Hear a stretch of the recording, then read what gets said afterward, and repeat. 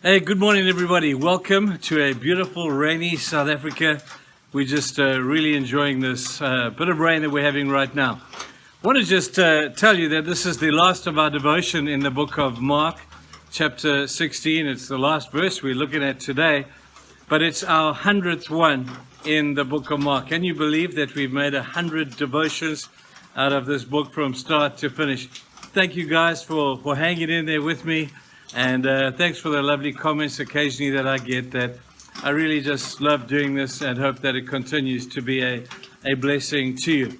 This is what the last verse of the book of Mark says. It says, "Then the disciples went out and preached everywhere, and the Lord worked with them and confirmed his word by signs that accompanied it."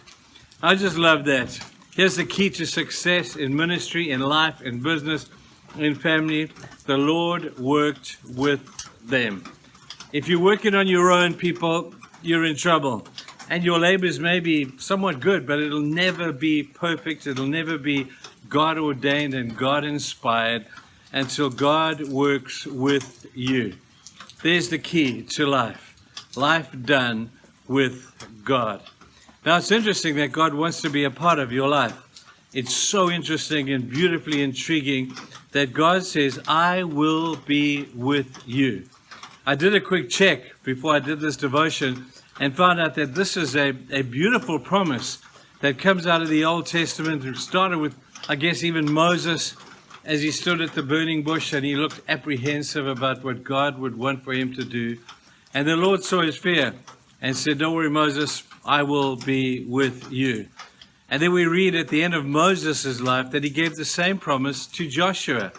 Joshua standing on the wilderness side of the promised land, and he looked kind of nervous, maybe fearful even about going into the land where he knew there were giants and he knew there would be opposition. And God gave the same promise to Joshua when he said, "I will be with you."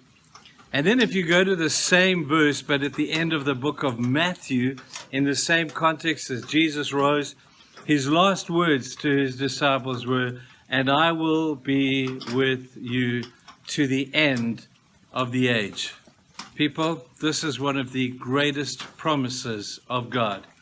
Never leave us, never abandon us, never forsake us. He has promised that he will always be with us. Now, you will have heard me say, probably maybe once or twice during the course of these devotions, to say, there is no substitute in our Christian lives for the presence of God. If God does not go with me, then don't go. Stay exactly where you are. Now, remember in Exodus 33, we see Moses confronting this same thing, where Moses had been down, he'd seen the children of Israel worshiping the golden calf. He was as furious as anything. He smashed the stones of the 10 Commandments, and then God said, "Come back up the mountain." God was angry. Moses was angry with what the people had done. And God said to Moses, "Moses, you're a good man, and you have not messed up as they have. And I think what I'm going to do is I'm going to wipe them out, and I'm going to make of you a great nation." And Moses said, "Lord, that's not a good idea. You made a promise to these people that you'll get them to the promised land.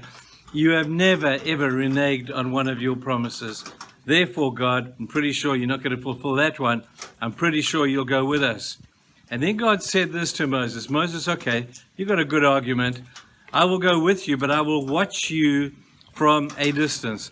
I'll send an angel ahead of you, and he can lead you to the promised land."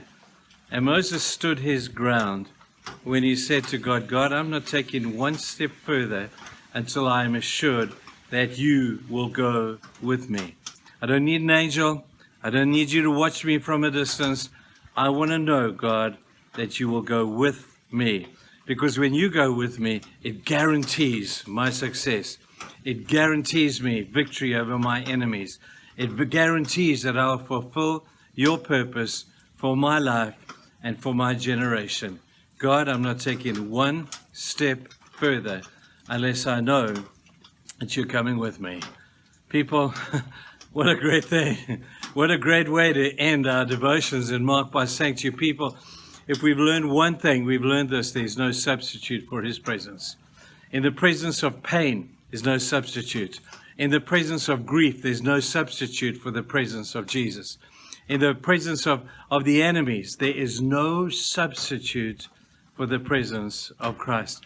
In the presence of disappointment and disillusionment, despair and depression, you will find, as these guys did, that there is no substitute for the presence of God.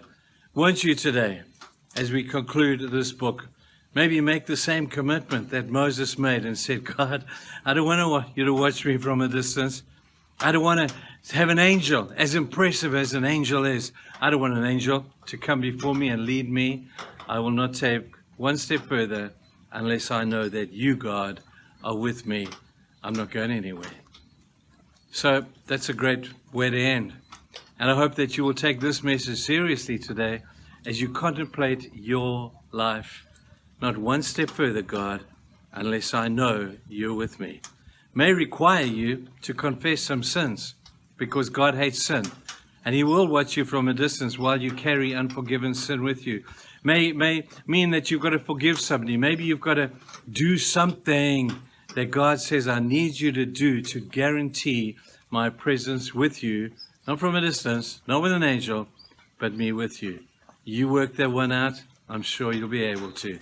Guys, thank you for having been a part of this little series.